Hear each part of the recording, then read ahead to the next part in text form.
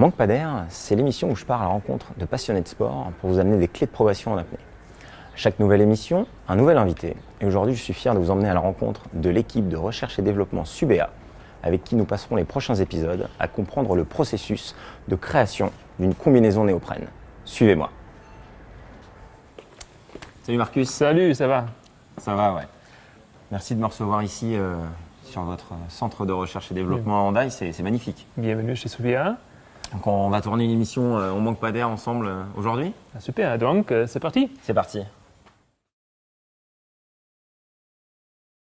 Marcus, donc tu es le chef produit de la gamme apnée chez Subea.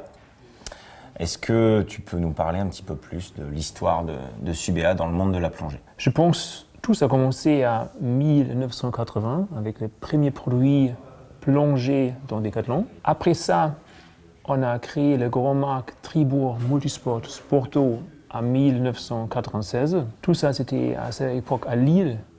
Et en 2004, on a décidé de rassembler toutes les compétences de Sporto et aussi toutes les marques de Sporto ici à Hendaye. Et après ça, en 2016, on a créé la petite marque Subea avec les 4 sports, snorkeling, plongée bouteille, freediving et chasse sous-marin aussi ici à Hendaye.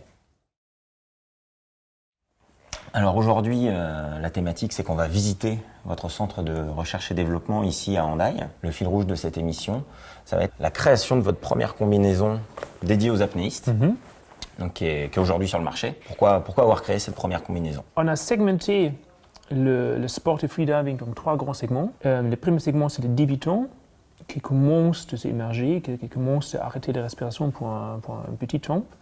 Après, il y a les confirmés, c'est le deuxième segment qui commence d'avoir un training régulièrement. Et après, le dernier segment, c'est le segment de compétition. Donc, je commence à chercher les performances, je commence à chercher les compétitions. Et pour ça, pour ce client, pour ce utilisateur, nous avons créé sa combinaison qui est en 2 pièces, 3 mm, et en full glide skin pour une protection thermique pour l'eau chaude, mais en même temps aussi pour avoir une meilleure glisse sur l'eau, une meilleure hydrodynamique.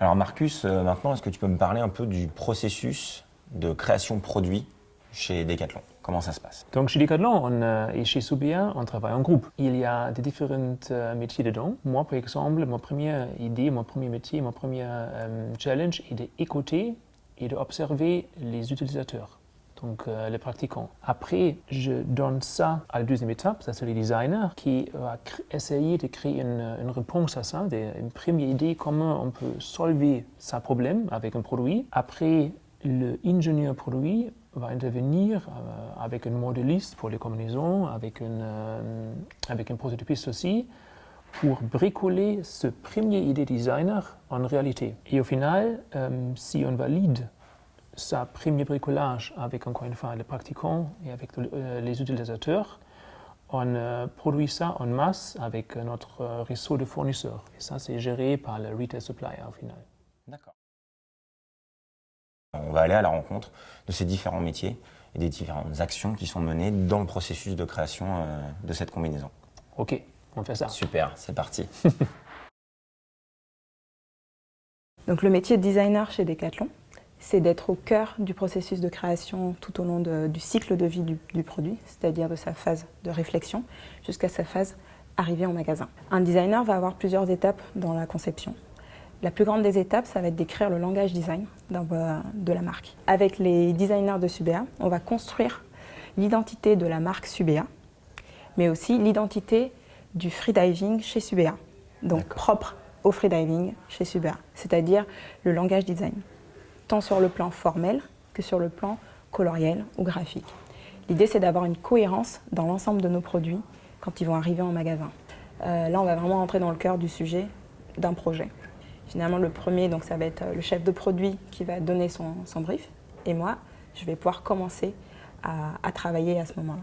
Donc, en accord avec le brief, je vais faire des recherches concurrentielles pour voir ce qui se fait sur le marché, de suivre les tendances en fait, finalement de ce qui se passe. De l'ère du temps. Exactement. Actuel, mais aussi futur, pour anticiper. Ok.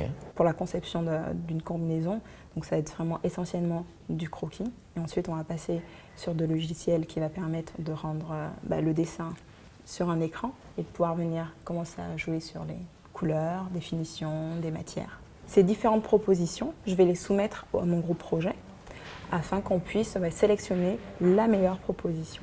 D'accord. Qui va être finalement après développée. Et qui aboutira sur un premier prototype du coup. C'est ça. C'est là où tu fais le lien avec un autre corps de métier, si j'ai bien compris. Exactement. C'est là où je vais rentrer avec la modéliste en collaboration. C'est-à-dire finalement, moi, mes traits que j'ai dessinés sur le papier, je vais les retranscrire en réel, c'est-à-dire sur un mannequin habillé tout en noir, avec une combinaison noire, où je vais venir retracer les lignes que j'ai sur le papier et je vais venir les retracer en vrai. En fait. Alors les lignes, c'est les coutures ou c'est du dessin? Les lignes, donc ça va à l'aide d'une craie. Ouais. Je vais redessiner les lignes graphiques, stylistiques que moi j'ai proposées, mais aussi les lignes de couture. D'accord. Afin que la modiste puisse me dire, attention, il faut que tu fasses attention à ce moment-là, cette ligne de couture, si elle tombe sur le passage du coude, ça va être gênant pour l'utilisateur. Après ces lignes qu'on a travaillées finalement ensemble avec la modéliste, elle va partir en prototypage, donc avec une prototypiste, qui elle va essayer de traduire au mieux ce que j'ai dessiné sur la combinaison. D'accord. Et quand on va avoir les premiers prototypes, ça va être le moment de pouvoir corriger des choses. Finalement, peut-être des lignes que je voyais très bien sur mon papier, finalement, au vrai, porter sur un utilisateur, ça ne correspond pas. C'est le moment où on va pouvoir venir ajuster ces détails. Et donc là, on va avoir des itérations, en fait. Vous allez recevoir de nouveaux prototypes avec les évolutions. Exactement. Ça va être vraiment un travail d'itération entre la prototypiste, la modéliste et moi-même, et le groupe projet. Quand on va être sur la phase de prototypage, quand on va être sur la phase de pré-industrialisation, c'est-à-dire on est sûr de notre modèle, on va demander à nos fabricants d'appliquer les bonnes matières, les bonnes finitions. Et là, je vais vraiment voir si ce que je voulais dès le début correspond finalement au produit fini, ce qui va finalement arriver en magasin au final. C'est la fin de cette première partie de notre visite de l'équipe Subéa. Likez, partagez la vidéo si elle vous a plu. Et si vous souhaitez nous soutenir, vous pouvez le faire via notre page Tipeee. Je vous dis à très bientôt pour la suite. Ciao. Allez, on y va. Allez, on y va.